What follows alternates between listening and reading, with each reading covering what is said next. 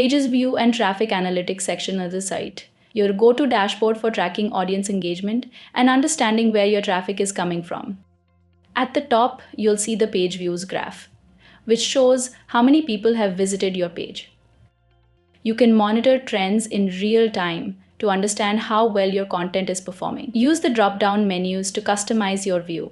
Select the interval as day, week, or month to adjust the time frame. Below, next, you'll see traffic sources, which tells you exactly where your audience is coming from.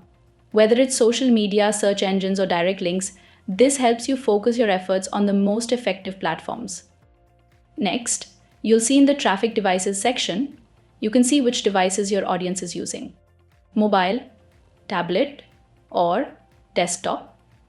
So you can optimize your content for their preferred device. Next is traffic browsers, showing which browsers like Chrome, Firefox, or Safari your viewers are using. This insight ensures that your pages are optimized for the right platforms.